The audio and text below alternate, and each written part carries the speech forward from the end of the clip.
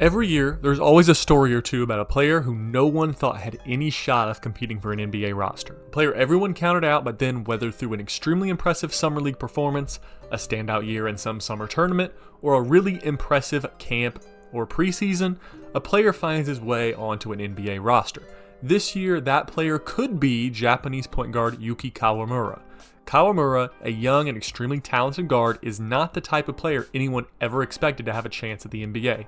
But through an incredible summer at the Olympics and now impressive performances for the Grizzlies in the preseason, many are trying to figure out if Kawamura has a chance to make an NBA roster or even earn good minutes off the bench as a backup for Ja. Where did he come from? What does he do well? And does he have the potential to make a difference this year? Let's find out.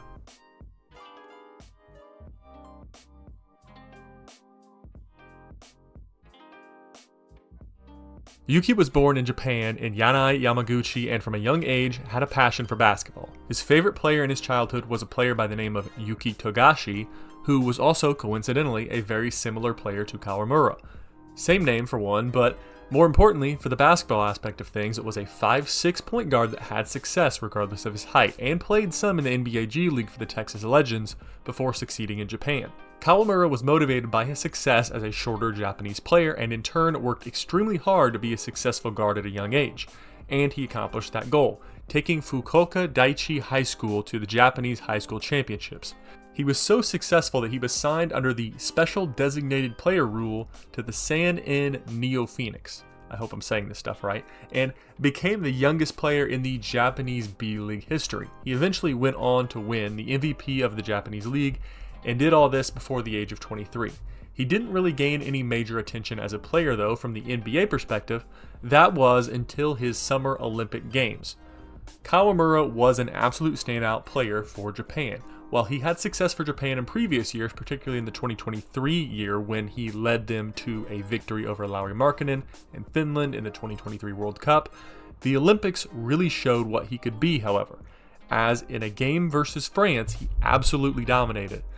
In a game that Japan should have won if it weren't for some questionable refereeing at the end, Kawamura put up an incredible 29 points, 7 rebounds, and 6 assists, one of only 3 players to ever do that on the Olympic stage, joining 2 former NBA All-Stars in Kevin Durant and Luol Deng.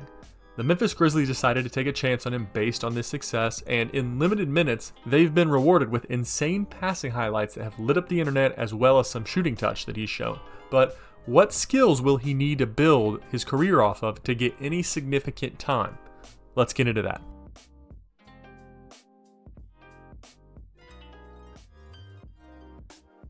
So Kawamura has shown during the preseason that he's an extremely high-level passer, probably an upper-tier passer in the NBA. Now, we've seen guys like this before.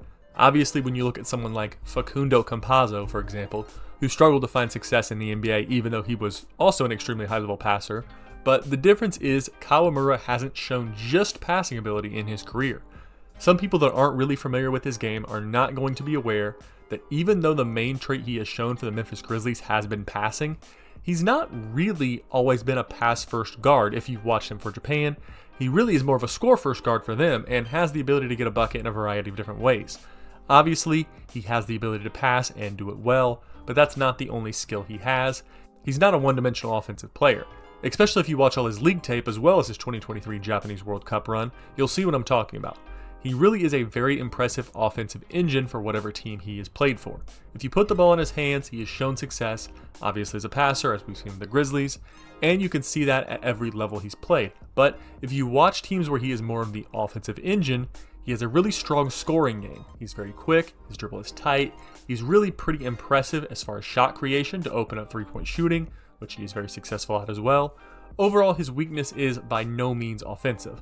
He will more than likely, if you put him in an NBA game, give him the ball and say go to work, he'll be able to make stuff happen.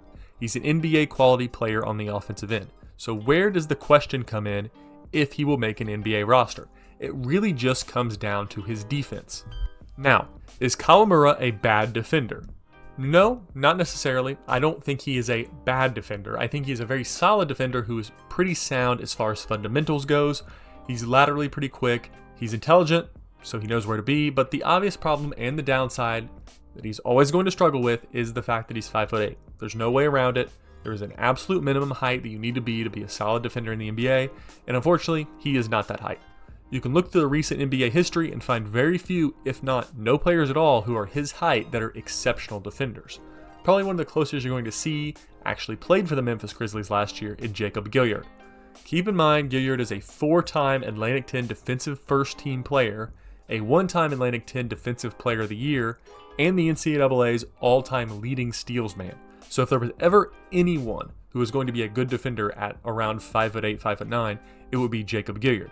But the problem is the height still negatively affected him, enough so that even with his accolades, he was no more than probably a passable NBA defender, and offensively he was not good enough to keep a solid rotation spot. So he's a journeyman, probably will not have a super long career in the NBA. Kawamura is not as good of a defender as Jacob Gilyard, a significantly better offensive player in my opinion, but defensively, no, he is not better. So where does that leave Kawamura as far as earning an NBA roster spot for the Memphis Grizzlies?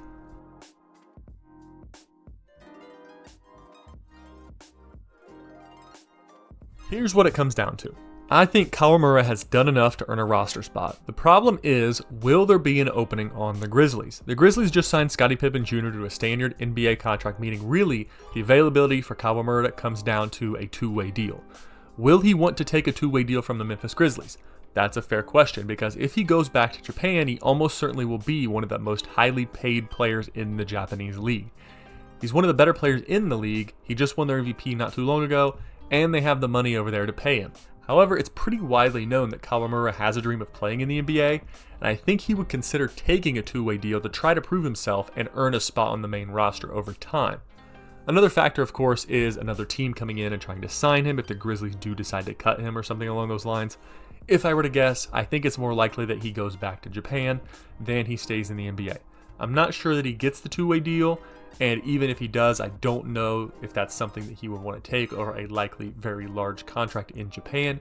That being said, if he were to sign a deal with an NBA team, particularly the Grizzlies, but possibly another team, I think if he were to ever get minutes, he would be a net positive for whatever team he plays for.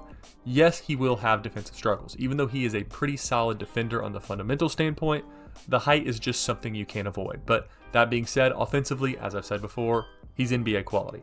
He would not struggle to stay on the floor as an offensive player. People argue that the game may be too physical for him. I think that's a poor argument. He plays in the international game, which is a very physical game, and when he plays against other players who are NBA size and NBA strength, he does perfectly fine against them. He was very successful, particularly against France, as we've seen, who had a number of NBA players, and the players who aren't NBA level were very strong physical players, and Kawamura handled them, again, perfectly fine. I see no issue with the physicality of the NBA because he simply is that quick, that skilled offensively.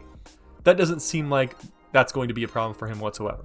The only problem will be defense, and I think that would probably hold him back from any high-level outcome as a player, but as we know, a lot of really superstar level guards are not good defenders. They're bigger than Kawamura, but look at someone like a Trae Young, a Tyrese Halliburton, Jalen Brunson. These guys are obviously bigger than Kawamura, but they're not good defenders. They're guys that their team has to virtually hide on the defensive end.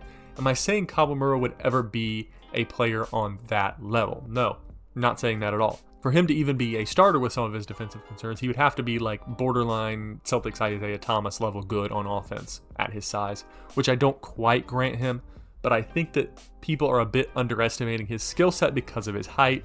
He, to me, seems like the type of player that could come in, be a great offensive force for a second unit, and if that team in particular has a pretty solid defensive second unit, he could easily be hidden on that side and can really drive a second unit offense to success and probably spot start if need be in the case of, injury, suspension, who knows. Bottom line, I think he's an NBA quality player. He would be a good asset off the bench to any team that decided to sign him, whether it be the Grizzlies or someone else.